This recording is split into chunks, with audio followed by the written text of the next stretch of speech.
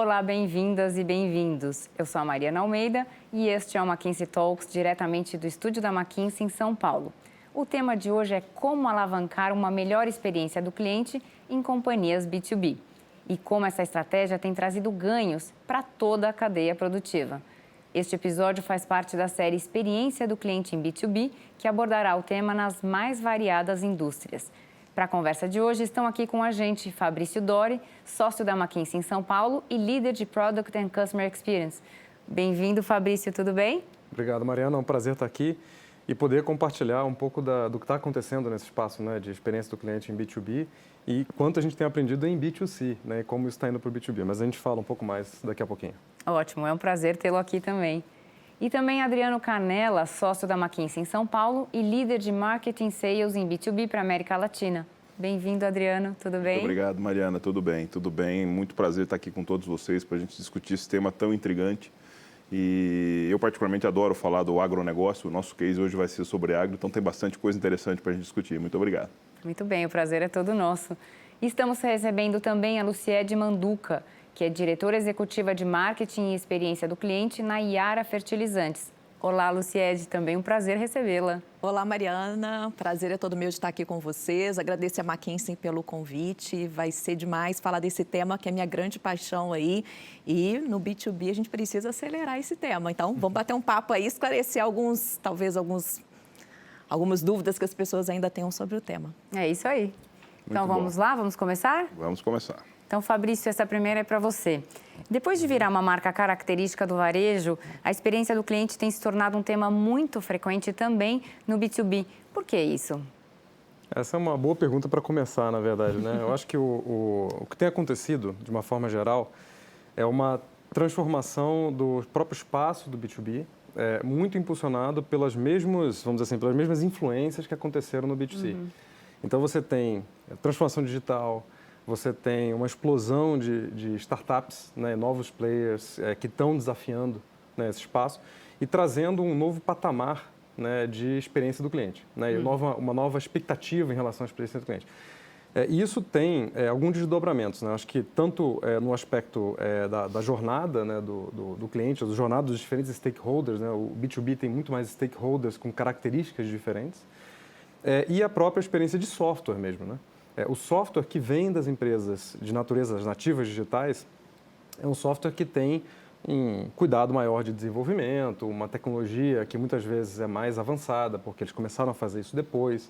Enfim, então acho que isso vem, de certa forma, influenciando, mas eu acho que, além disso, todo o tema de avanço de tecnologia mesmo. A tecnologia hoje permite fazer coisas que já foram muito exploradas, né, no universo B2C, por exemplo, machine learning, por exemplo, o uso, né, de dados de uma forma bastante pervasiva, né? Então, acho que essa soma desses fatores está realmente trazendo o impacto e a mudança para o B2B. Certo, ótimo, obrigada.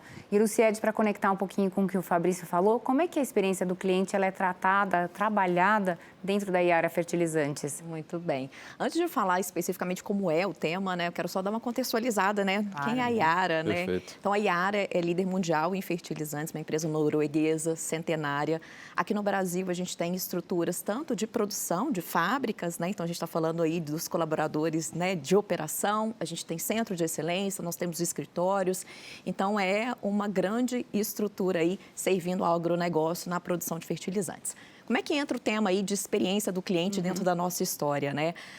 O agronegócio aí, falando de fertilizantes, e não é diferente nas outras empresas, é um segmento muito relacional, né? A Yara já vinha há muitos anos tendo um reconhecimento de marca muito forte, né? Os clientes, sim, tendo ela como líder, não só no produto, mas também de marca. Mas em torno mais ou menos aí de 2015, 2016, a gente começou a ver que, para além do produto, a gente precisava entender esse cliente que nos admirava tanto, né? Que necessidades eram essas que começavam a surgir do que o próprio Fabrício falou, né? As coisas estão mudando, né? Tecnologia, o mundo está transformando. Então, em 2016, a gente revisitou a nossa estratégia, o cliente passou o centro da nossa estratégia e aí, de forma prática, houve a criação de uma área de experiência do cliente. Na época, eu vindo de outro segmento, trabalhei 19 anos em telecomunicações, né, na indústria de B2C e ingressei aí no agronegócio, na Yara, para construir essa área, né? Mas é uma área, na experiência do cliente é uma área? Não, não é uma área, mas é uma área que começou assim a trazer método para que a empresa entendesse, para além do olhar do produto, né, da inovação e da tecnologia de produto, que era esse cliente que estava na ponta, que necessidades eram essas e que transformações a gente precisava fazer dentro da empresa, né? E só para terminar, para falar assim, a gente sempre foi muito focado em produto, né? E o ciclo de vida de produto é cada vez mais curto. Então, o que vai mudar esse jogo, o que vai virar esse jogo, né? O que vai fazer com que uma empresa seja de fato líder é realmente entender o que está na ponta aí, as dores e as oportunidades nesse olhar junto ao cliente. Perfeito, muito obrigada. Adriano, você que acompanha aí muito de pertinho o segmento do agronegócio, qual tem sido o incremento nos resultados do setor a partir desse foco na experiência do cliente? Perfeito. Mariana, é bastante complexo você traduzir, né, o sucesso na experiência do cliente a um número, a um resultado, a um impacto, né, bastante específico. Agora, tem jeitos de se mensurar. As empresas mensuram através de pesquisa de satisfação, NPS, e tudo isso, né, ajuda muito a você ter o acesso correto ao mercado, a oferecer a melhor proposta de valor para o teu cliente.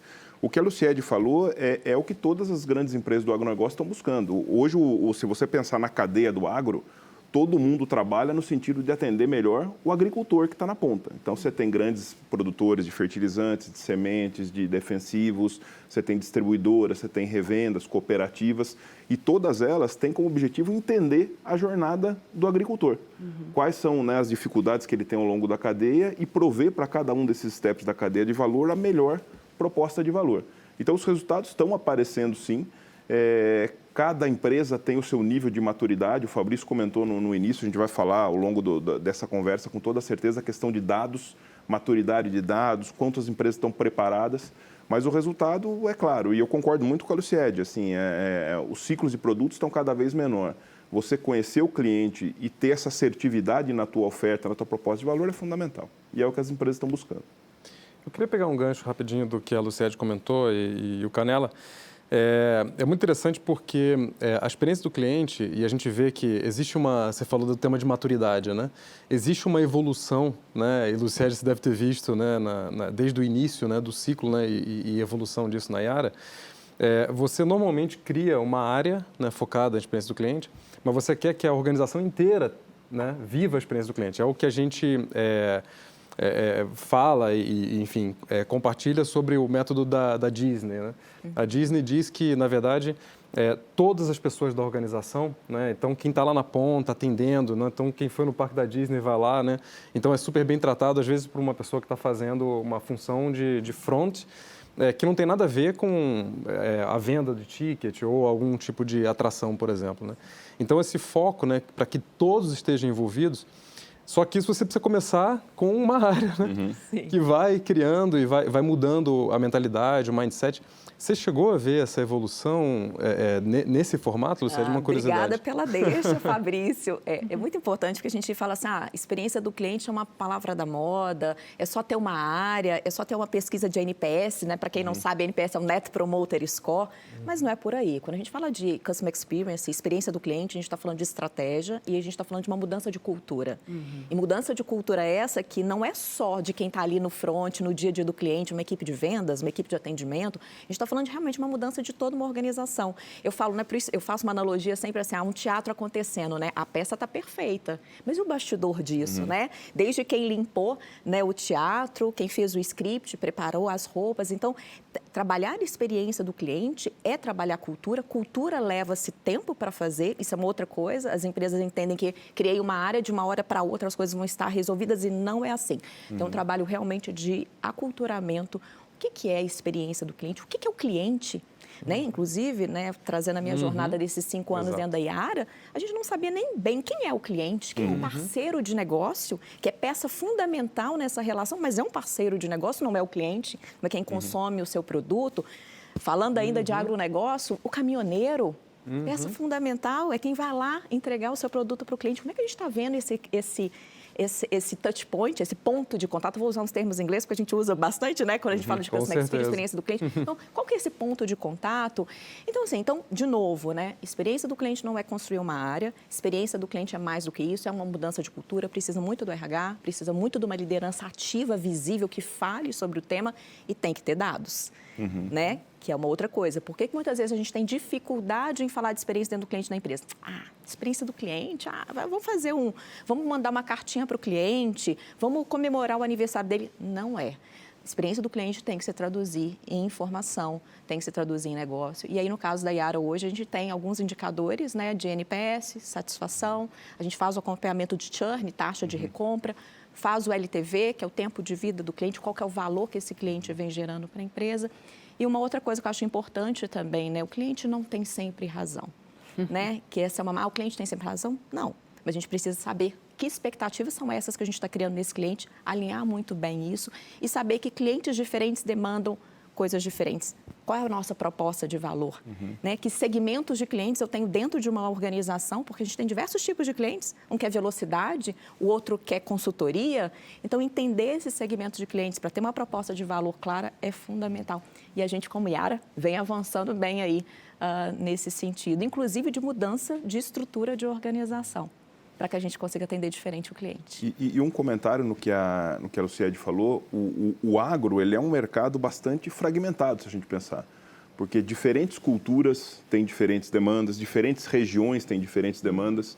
Hoje a gente tem uma população, né, o agricultor bastante jovem surgindo, que é uma mudança de geração. Com mais tecnologia também. O agricultor jovem está muito mais propenso a ter uma adoção de machine learning, por exemplo, que se você conversar com um agricultor que faz 30, 40 anos, que tem a mesma cultura, o mesmo manejo, ele tem uma dificuldade de adotar essa questão tecnológica. Então, essa transformação que o agro está passando, na minha visão, é um momento super propício para foco em experiência do cliente, porque a personalização, a exemplo do que já tem no B2C, vai ser fundamental para ganhar o jogo. E você sabe, é interessante, né? Esse tema está levando, tem vários meandros da conversa, né? Quando a gente fala de experiência do cliente, inevitavelmente você fala de segmentação, né? Você trouxe muito bem, Luciede, o tema dos diferentes. E eu queria até dar um passo para trás aqui e falar duas coisas. Acho que, primeiro, desmistificar um pouco a questão do B2B, né? Porque todo mundo pensa que B2B, né, é tudo a mesma coisa, né? E B2B tem um monte de situações, nuances. Cabe muita coisa no B2B. Cabe muita coisa, exato. Então, tem muitas situações diferentes. E aí, quando você pega o universo do agro, então, aí você quebra mais ainda, tem um universo, né? Quando a gente faz estudo, pesquisa com cliente no agro, vocês devem ter visto, Canela, certamente a gente já discutiu sobre o tema, você vê que você tem perfis comportamentais, por exemplo, de fazendeiro, você tem stakeholders diferentes, né, como você mesmo disse, né, você tem o caminhoneiro, você tem a pessoa do distribuidor, você tem o agente, né, que vai na fazenda e conversa com o produtor, e você tem diversos tipos de fazendeiro, por exemplo. Né? Você tem o fazendeiro mais jovem, que é mais adepto à tecnologia, que está mais antenado. Você tem, às vezes, e como é comportamental, você pega, às vezes, até um fazendeiro mais velho, de outra geração, que também adora a tecnologia, só que tem uma outra condição, de repente, uma fazenda muito maior. Então, essa questão da identificação do perfil de comportamento é fundamental, né? Porque aí você consegue, de fato, personalizar os serviços, criar uma oferta que é realmente orientada à necessidade de cada um desses segmentos, que é uma coisa que a gente fala muito pouco, né? A gente empacota muito ali, né? Tudo é agro, né? Tudo é fazendeiro. Eu vou te interromper, eu quero pegar um gancho com essa questão do entender o cliente. A gente fala o café, né? O produtor do café. E mesmo do café, você tem várias variações lá dentro. O cara tá mais tecnologia, o tipo do cultivo. E é muito importante esse conhecimento do cliente, até para saber aonde a gente investe enquanto organização, onde a gente coloca foco e como faz esse investimento. Se você para pensar, todo mundo é produtor rural, todo mundo tem a mesma necessidade, eventualmente você pode estar investindo mais dinheiro para uma coisa que não necessariamente é a proposta, é o que o cliente quer. E a gente, recentemente, nós fizemos uma identificação de personas e de segmentos e a gente viu claramente um grupo de clientes que ele quer velocidade, ele quer praticidade. Um outro grande grupo que ele quer quase um consultor, alguém que entenda a fundo do negócio dele, que vá lá e que faça um serviço de consultoria.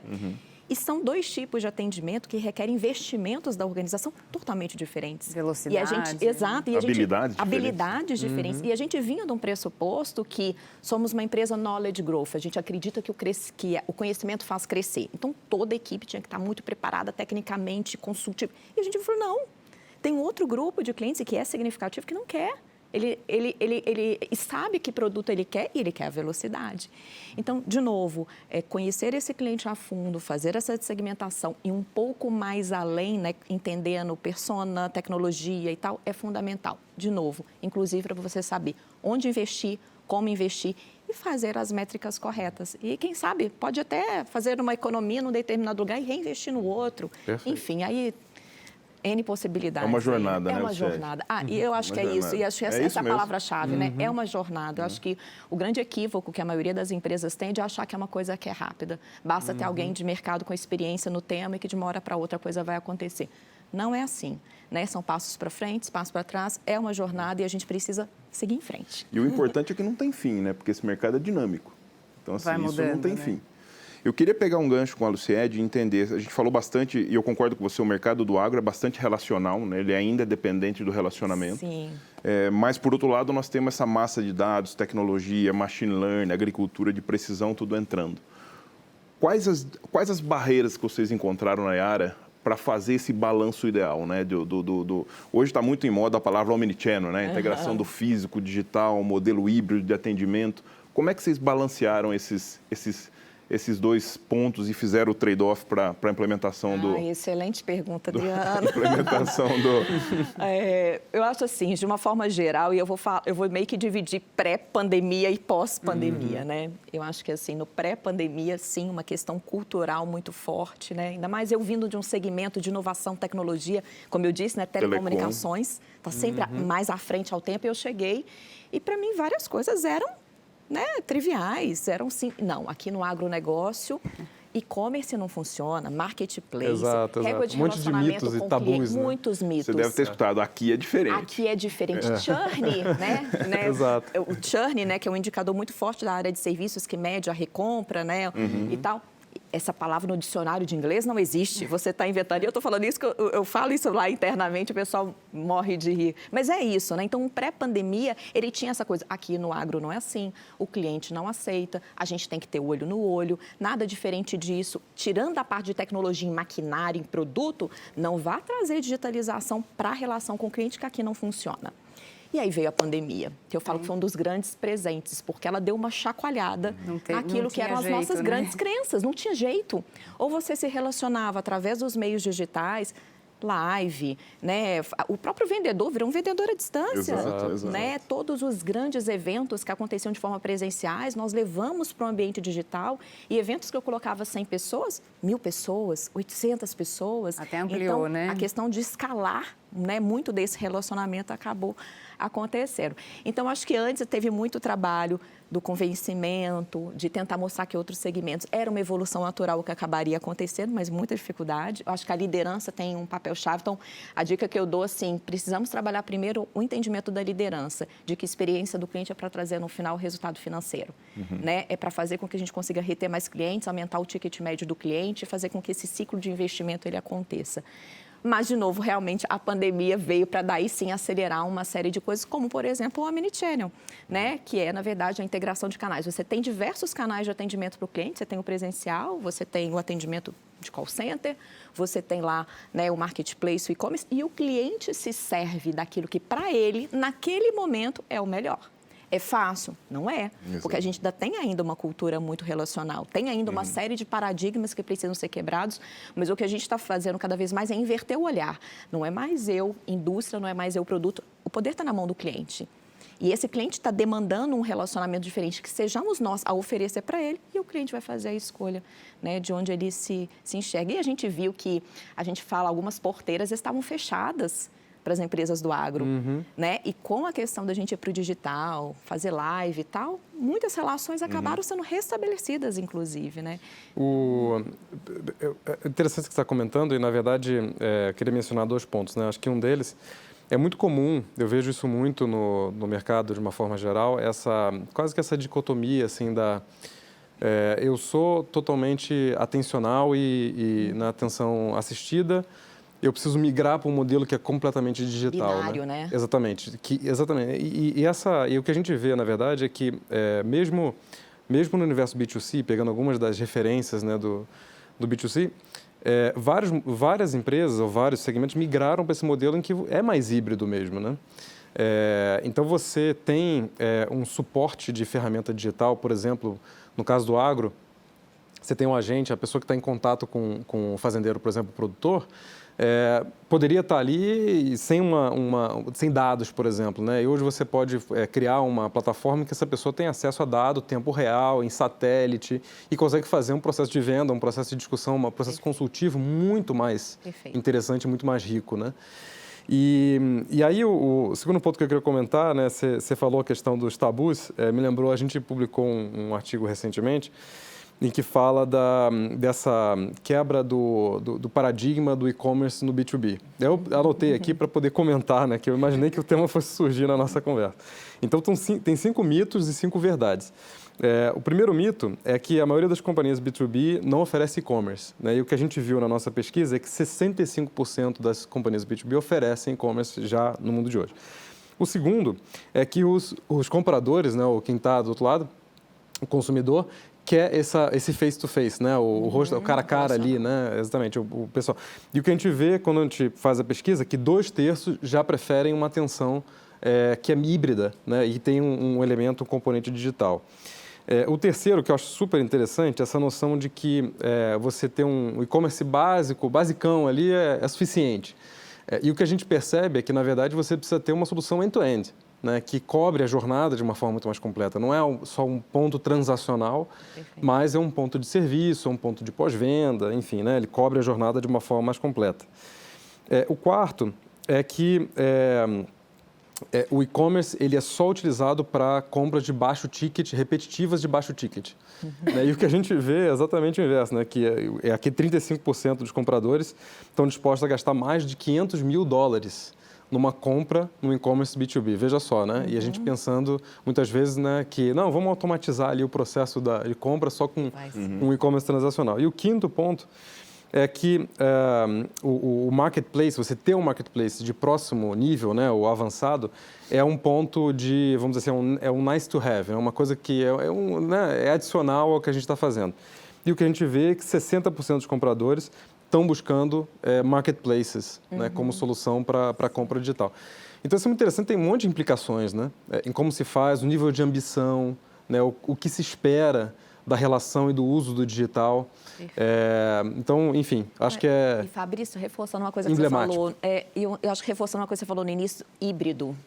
Porque uma das coisas assim, mas o parceiro de negócio acaba nessa relação, a nossa equipe, gente, é uma integração de fato de canais, onde uma venda pode começar ali no olho e mover para o canal do e-commerce marketplace ou vice-versa, né? E, de novo, qual que é a riqueza que a gente coloca nessa relação desses canais, nessa forma de atender o cliente. E, assim, B2B e B2C, a pirâmide de experiência do cliente, ela é bem simples. Você tem que entregar o básico do seu negócio, então você tem que descobrir qual que é o básico do seu negócio. Entregar fertilizante de qualidade, o que é o básico do seu negócio? Daí você passa para uma fase que é simplificar essa interação do cliente. E aí sim passar para o que a gente chama dos wow moments, que aí são os momentos surpresas, que muitas vezes é o que aparece de experiência do cliente. Mas, de novo, é uma questão de como é que se trabalha o híbrido, como é que se insere, né, essas diversas partes da cadeia dentro dessa relação com o cliente. Marketplace, poxa, o Marketplace é um ótimo lugar para trabalhar sellout de canais, né, para você apoiar, inclusive, como indústria, o seu canal a fazer um sellout, enfim, então tem várias coisas. E a gente está falando muito de e-commerce Marketplace, mas régua de relacionamento, trabalhar melhor as mídias sociais, né, como que cada vez mais o nosso cliente B2B está conectado, né, às diversas redes que nós temos, inclusive com interações nessas redes. Então, acho que tem muita coisa aí do B2C que a gente cada vez mais no B2B. Até porque, independente de ser B2C ou B2B, no fim do dia são pessoas. Exatamente. As pessoas interagem, têm um determinado comportamento. Você fala, poxa, é B2B? Mas você tem um comprador do outro lado lá que é uma pessoa. Adriano, eu costumo falar que B2B você tem um agricultor que é uma pessoa. É uma soma de CPFs. No final é um conjunto de CPFs. No final da história é isso. E um ponto interessante, acho que mencionado pelo Fabrício e pela Luciede, nós temos uma pesquisa dedicada ao agro que foi feita no primeiro semestre de 2021, onde a gente mapeou ao longo de toda a jornada do agricultor qual que era a predisposição dele de adoção de canais digitais.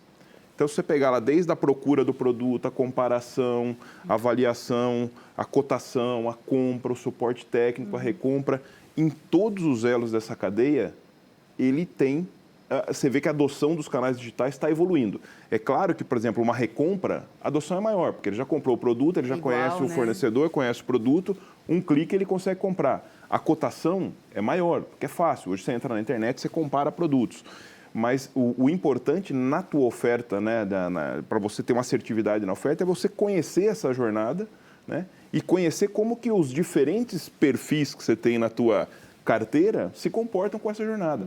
Porque pode ser que em determinada cultura ele tenha uma adesão muito forte na recompra, no suporte técnico, mas na compra em si, uma primeira compra, talvez não seja tão indicado.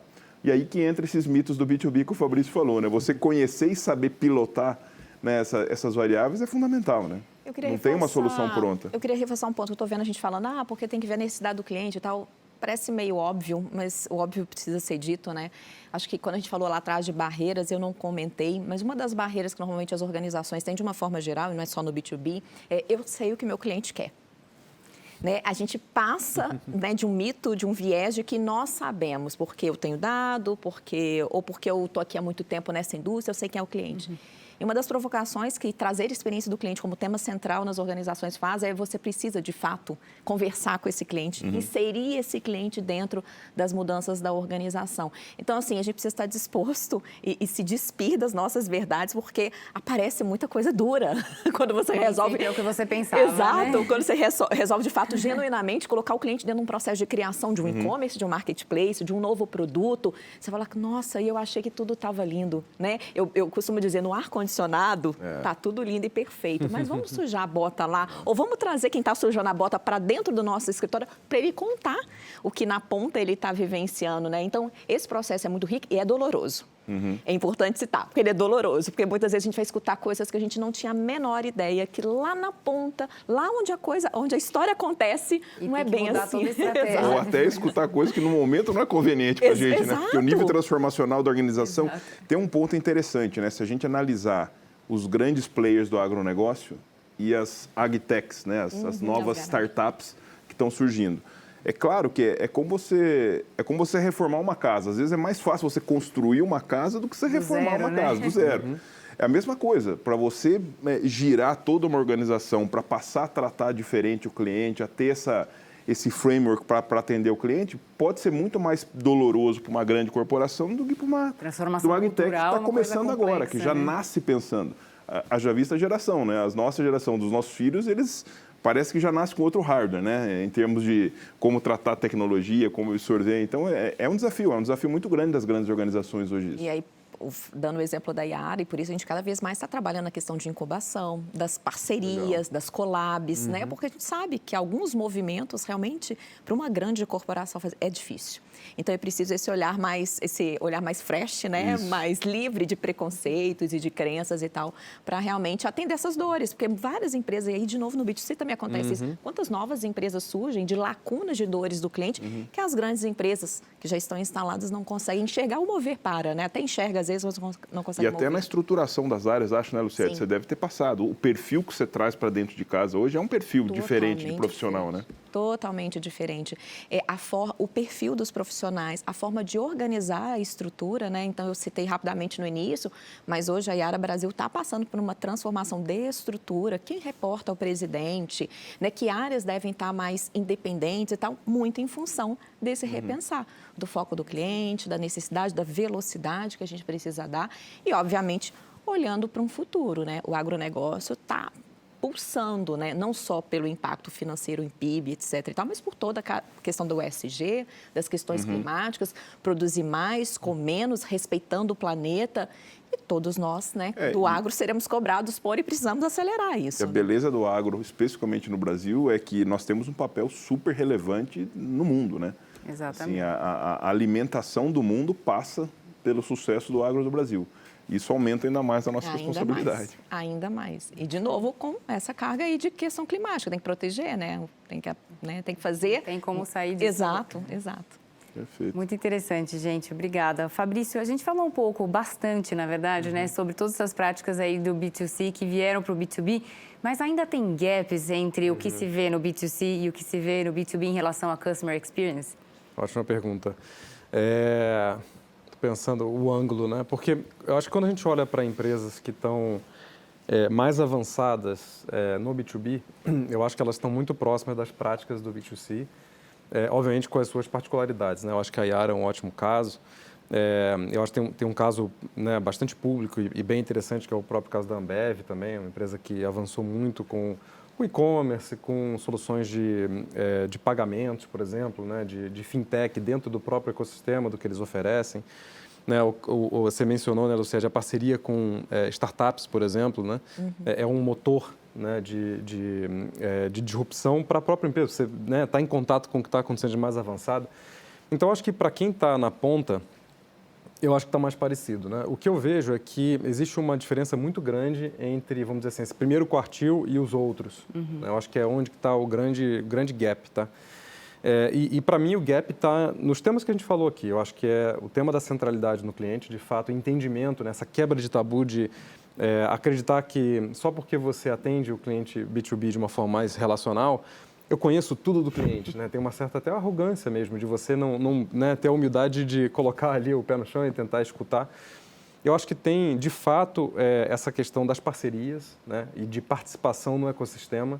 Eu acho que essa é uma transição que aconteceu de uma forma muito contundente com as empresas B2C, que eram empresas que viviam um certo isolamento, e você vê a conexão com startups, os programas de venture capital, de corporate venture capital, né, a aproximação do ecossistema.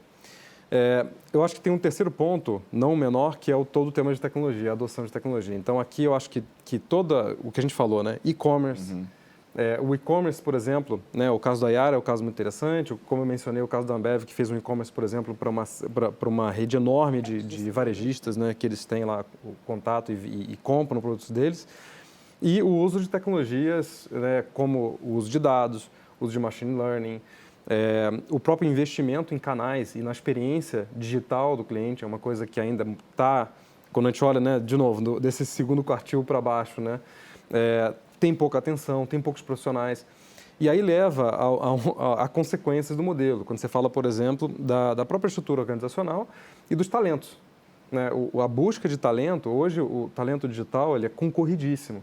Para todas as áreas, para todas né? as áreas. Então, se a empresa B2B que não está antenada, que não está se transformando e mudando as suas práticas profissionais, não vai conseguir ter acesso aos melhores talentos. E, por consequência, não vai conseguir fazer a sua transformação e avançar nesses temas que a gente falou. Então, esse, para mim, é o grande gap. Tá? Mas eu acho que tem empresas que estão puxando, né? Eu acho que a Yara é um caso excelente, a Ambev tem outros casos muito bacanas, e vão dar o exemplo, né, aqui para as outras. Tomara porque o ganho é significativo. Aliás, vale mencionar isso, né? Nada disso é feito, acho que, Lucélia, você tocou nesse tema, mas queria reforçar, nada disso é feito simplesmente porque a gente acha bacana e bonito, né, a experiência do cliente. A gente sabe, por estudo, tem que funcionar, e a gente sabe que o foco na experiência do cliente, né, nessa diversidade de temas, de experiência com o cliente, que com E maiúsculo, né, e C maiúsculo, traz benefício de produtividade, traz benefício de recompra, traz benefício de aumento de CLV, de lifetime value, né, de valor do cliente. Tudo isso traz impacto para o bottom line, impacto real para a empresa. Né? Então, eu acho que essa talvez seja o principal gap aí que a gente está vendo. Legal, interessante. Vocês querem acrescentar alguma coisa? Eu queria só complementar que realmente tem a ver com o que o Fabrício falou, que é essa velocidade mesmo para ouvir, entender e mudar, que eu acho que o B2C tem mais. Eu acho que a gente tem também ainda uma carência em B2B de profissionais que entendam, né, dessa questão da experiência do cliente e consigam traduzir para o mundo do B2C para o B2B, porque tem sim algumas nuances diferentes, e uma delas que eu vejo claramente é a integração da cadeia. Então, quando você fala, por exemplo, do Yara, a gente está falando de um processo de importação de matéria-prima, de uma descarga em porto, né, de um trabalho de carregamento com caminhoneiro, a produção dentro de fábrica. Então, são vários elos dentro dessa cadeia que não podem ser esquecidos, né? Não é só o vendedor, não é só a equipe interna de escritório, mas essa cadeia inteira precisa ser trabalhada. E é uma cadeia que tende a ser um pouco mais complexa, né? Principalmente quando a gente fala aí de importação, exportação, enfim. Então, eu acho que esse tem uma diferença. E eu queria só... O Fabrício falou uma coisa dos investimentos e tal.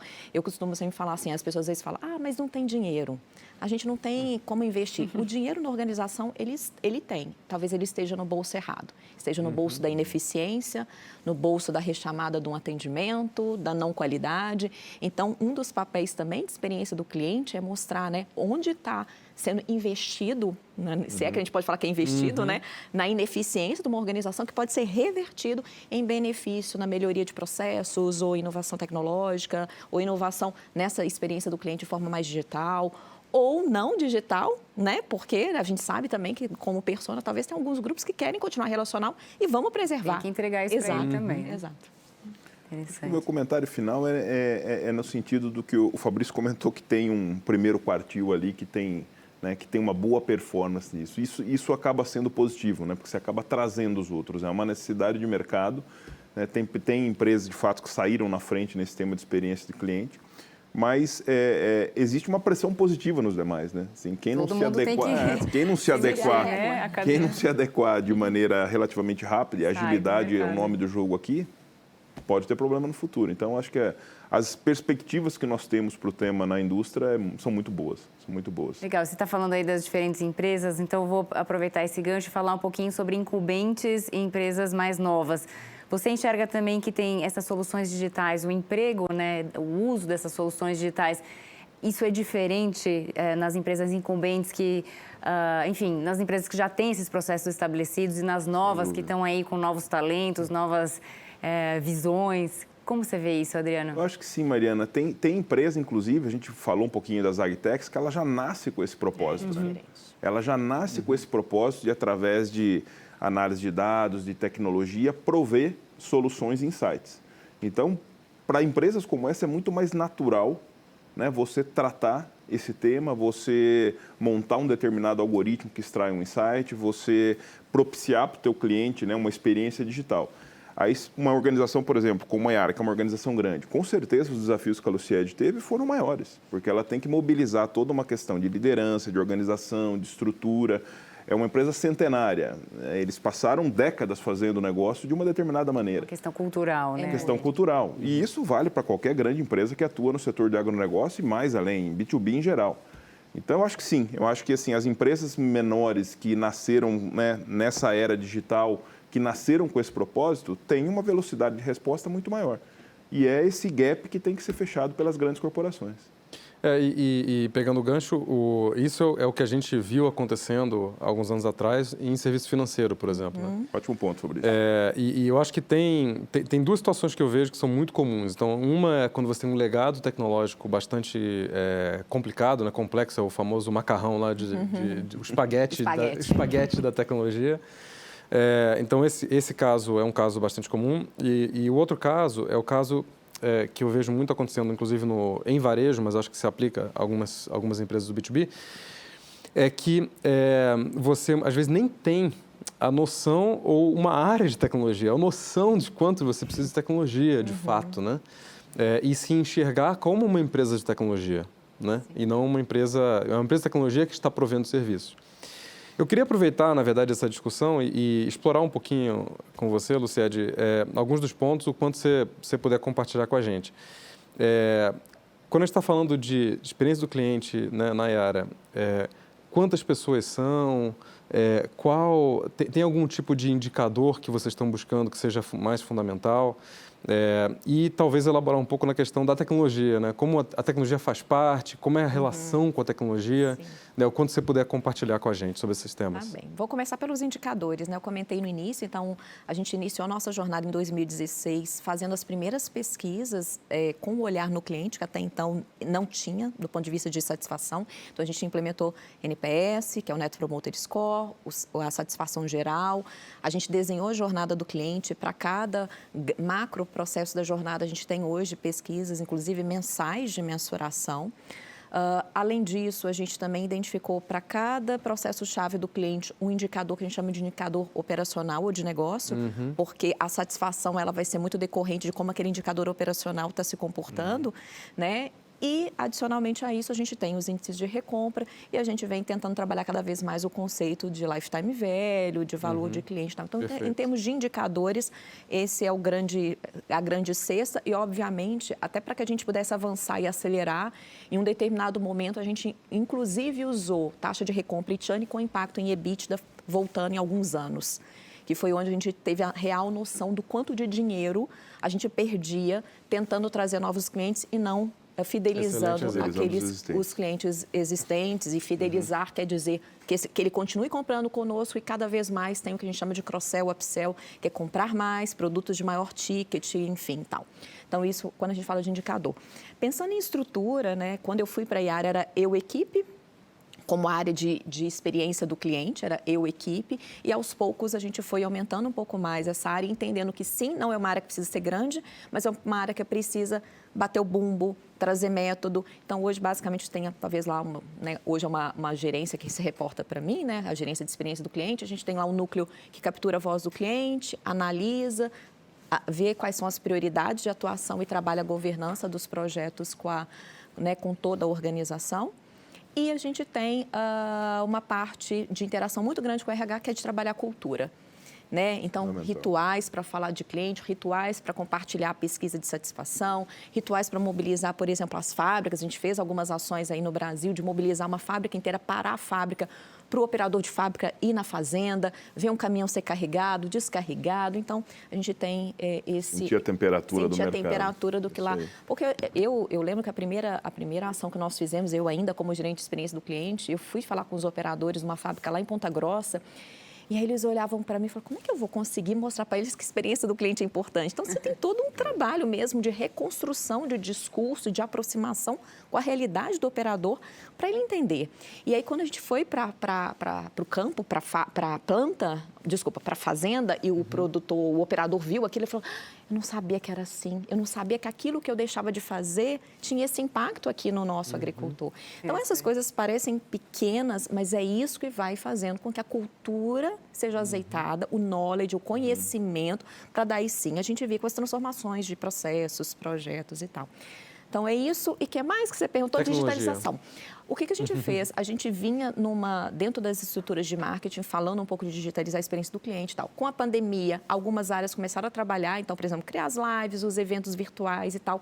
E no caso específico de e-commerce e marketplace, a gente entendeu naquele momento que a gente precisava descolar e ter uma estrutura de digital. Então, hoje a gente tem uma estrutura dedicada à digitalização da experiência do cliente, que está com foco de e-commerce, marketplace. A gente agora está fazendo todo um trabalho aí de rever essa relação que a gente tem nos diversos pontos de contato, pensando no online e no offline, enfim. Mas a gente entendeu que naquele momento que eu precisava tirar do dia a dia, para eu ter um pouco mais de foco e velocidade. E aí, em janeiro desse ano, nós lançamos, né, tanto o e-commerce quanto o marketplace, entendendo que sim, a gente precisa ter um e-commerce da Yara, mas a gente também precisa apoiar a nossa rede de parceiros a acelerar essa digitalização, e aí veio o marketplace aí para apoiá-los também. Gente, infelizmente a gente está chegando aqui ao fim, a conversa está ótima, então a gente não... Né? Podia ficar mais... Podia ficar aqui horas. Esse assunto rende muito. Mas acho que então tem uma última pergunta aqui para a gente poder encerrar, que acho que tudo isso que a gente conversou foi, você mesmo mencionou, né, Luciede, que foi acelerado pela pandemia, né? E agora pensando nessa relação cliente-empresa, e a gente ainda atravessa, né, esse período de pandemia, ainda estamos aqui, né? Nesse período que está sendo difícil, tem mais mudanças a caminho nessa relação por conta desse período que estamos passando? Eu vou me atrever a dizer que tem 2 pontos. Acho que sim, da digitalização, pelo impedimento, muitas vezes você está no face-to-face, né, ali no cara a cara com o cliente. Acho que isso é uma grande mudança. E que bom que ela veio, porque ela tirou, eu brinco, alguns esqueletos do armário, algumas crenças, alguns mitos e verdades, né? E a gente começa hoje a ter uma forma diferente de se relacionar com o cliente, trabalhando diferentes gerações, enfim. E um outro grande ponto que eu acho que a pandemia trouxe, não que ela tenha trazido, mas ela acelerou, foi a questão realmente dessa questão, no caso nosso, do agronegócio, de proteger o planeta, das questões climáticas. E eu acho que isso vale para qualquer segmento, inclusive para nós, enquanto indivíduos, enquanto sociedade, né?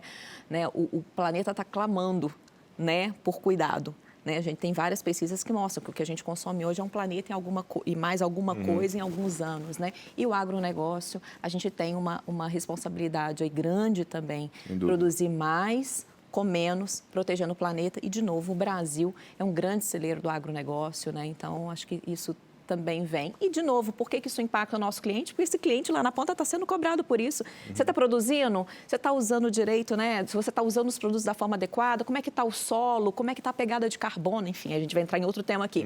Mas que também é enorme, né? Mas tem a ver com o cliente, né? A indústria que não estiver atenta, que esse cliente na ponta também está sendo cobrado por isso e valorizado, ou inclusive os investimentos para ele tem a ver com essa questão de melhor uso dessa natureza, vai ficar para trás. Até porque isso faz parte da sobrevivência do cliente, né, do agricultor. Perfeito. Não, é um novo perfil de empresa que está aparecendo, né? Um perfil de empresa que respeita o cliente, respeita o meio ambiente, é um bom cidadão, né?